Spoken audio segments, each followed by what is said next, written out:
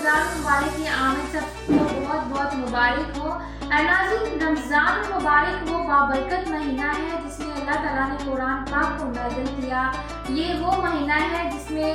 رحمتیں برکتیں برستی ہیں اور یہ نجات کا مہینہ ہے۔ اس مہینے میں دل نرم ہوتے ہیں اور آنکھیں اشکبار ہوتی ہیں اور جو بندہ ہے وہ اپنے رب کے زیادہ قریب ہوتا ہے۔ رمضان المبارک ہمیں یاد دلاتا ہے کہ زندگی گزارنے کا اصل جو راستہ ہے، اصل طریقہ وہ قرآن پاک ہے، وہ دین اسلام ہے، وہ دنیا کی چمک دمک نہیں ہے۔ اللہ تعالیٰ کی رضا حاصل کرنے کے لیے، اللہ تعالیٰ کا قرب حاصل کرنے کے لیے، اللہ تعالیٰ کے قریب ہونے کے لیے ہمیں دین اسلام اور قرآن پاک کے بتائے ہوئے اصولوں پر عمل کرنا چاہیے، اور اللہ تعالیٰ کی رضا حاصل کرنے کے لیے ہمیں تمام رہنمائی قرآن پاک اور دین اسلام سے حاصل ہوتی ہے۔ ناظرین، اسلام ایک مکمل ضابطہ حیات ہے، ایک مکمل زندگی گزارنے کا طریقہ ہے۔ اسلام صرف عبادات کا نام نہیں ہے بلکہ زندگی گزارنے کا، رہن سہن کا اور لوگوں کے حقوق اور تمام پرابلم کا سلوشن بھی قرآن پاک میں اور دین اسلام میں موجود ہے۔ چاہے وہ خاندانی نظام ہو، چاہے وہ تجارت کا ہو، چاہے وہ انصاف کا ہو، چاہے وہ مرد اور عورت کے حقوق کے بارے میں ہو، تمام باتوں کا، تمام زندگی گزارنے کا طریقہ دین اسلام اور قرآن پاک میں موجود ہے۔ اس بات سے مجھے ایک واقعہ یاد آیا ہے کہ ریسنٹلی امریکہ کے ہاسپٹل میں ایک واقعہ پیش آیا جس میں 2 خواتین کا سیم ٹائم پہ آپریٹ ہوا اور ایک کو بیبی بوائے ہوا اور ایک کو اللہ تعالیٰ نے بیٹی عطا کی۔ وہاں پہ یہ ہوتا ہے کہ چونکہ بچوں کی وارڈ میں کافی زیادہ بچے ہوتے ہیں اور جن کا سیم برتھ ٹائم ہوتا ہے تو ان کے ہاتھوں میں نا رنگ پہنا دیتے ہیں یا بیلٹ ٹائپ کچھ پہنا دیتے ہیں جس کے اوپر ان کا نا ان کے پیرنٹس کا نام لکھا ہوتا ہے تاکہ پتہ ہو کہ کون سا بچہ کس کا ہے۔ لیکن جب وہ بیبی بوائے اور بیبی گرل دونوں سیم ٹائم پہ پیدا ہوئے تو ان کو بچہ وارڈ میں شفٹ کیا گیا اور ڈاکٹر جو انگریز تھے، ڈیفینیٹلی وہ نان مسلم تھے، تو ان کے مائنڈ سے نکل گیا کہ ان کے جو ہاتھوں پہ اسٹرپ لگانا بھول گئے تھے کہ یہ کون سا بچہ کس کا ہے۔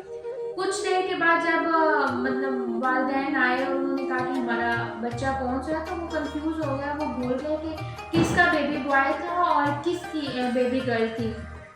کیونکہ جو پیرنٹس تھے، والدین تھے، وہ مسلمان تھے اور جو ڈاکٹرز تھے وہ غیر مسلم تھے۔ تو انہوں نے کہا کہ اب اس بات کا سلیوشن کیسے نکالیں کہ بچہ جو ہے وہ کس کا ہے اور بچی کس کی ہے۔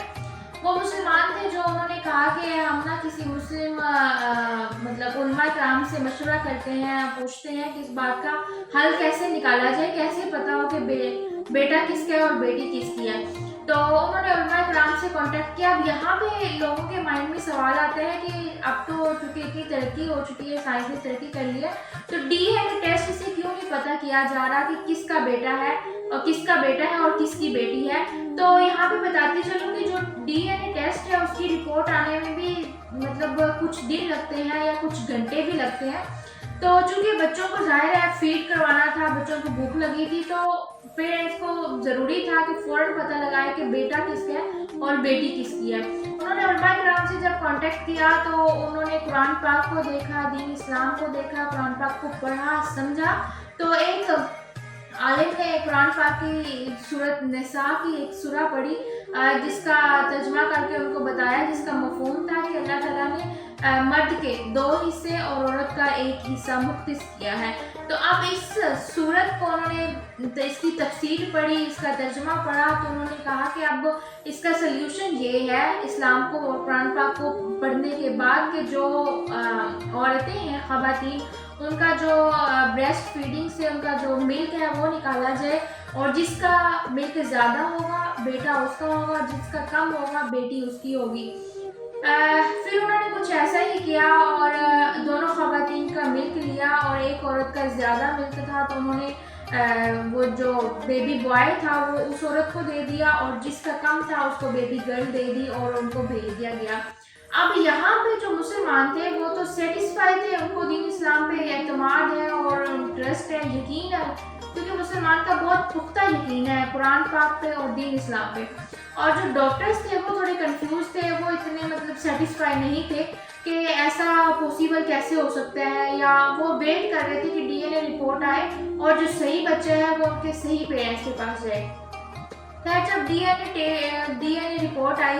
اور اس میں بھی دیکھا گیا کہ جو انہوں نے بیبی بوائے دیا تھا، جس کو واقعی میں بیبی بوائے اس کا ہی تھا، اور جس کو بیبی گرل دی گئی تھی، بیبی گرل اس کی ہی تھی، تو یہ سارا واقعہ دیکھ کے جو انگریز ڈاکٹر تھا وہ بہت زیادہ امپریس ہوا، متاثر ہوا، اور اس نے کہا کہ دین اسلام میں اتنے مطلب کریٹیکل سچویشن کو بھی سالو کرنے کا سلیوشن رکھا گیا ہے۔ اس نے اس سارے واقعے کو دیکھ کے دین اسلام میں آنے کا فیصلہ کیا اور اس نے اسلام قبول کر لیا، کلمہ پڑھ لیا۔ ناظرین، اس سارے واقعے کا بتانے کا مقصد یہ تھا کہ سائنس جتنی مرضی ترقی کر لے،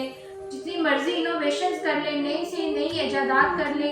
اور نئی ٹیکنالوجی آ چکے، لیکن زندگی گزارنے کا صحیح طریقہ قرآن پاک میں ہے، دین اسلام میں ہے۔ ضرورت یہاں پہ صرف یہ ہے کہ ہمیں قرآن پاک پڑھنا نہیں بلکہ اس کو سمجھنے کی بھی ضرورت ہے۔ جب تک ہم قرآن پاک کو، دین اسلام کو سمجھیں گے نہیں تو ہم صحیح طرح سے قرآن پاک اور دین اسلام کے بتائے ہوئے اصولوں پر عمل نہیں کر سکیں گے۔ تو میری دعا ہے کہ ہم سب کو اللہ تعالیٰ اس بابرکت مہینے رمضان مبارک کے صدقے قرآن پاک اور دین کے بتائے ہوئے اصولوں پر زندگی گزارنے کی توفیق دے۔ آمین۔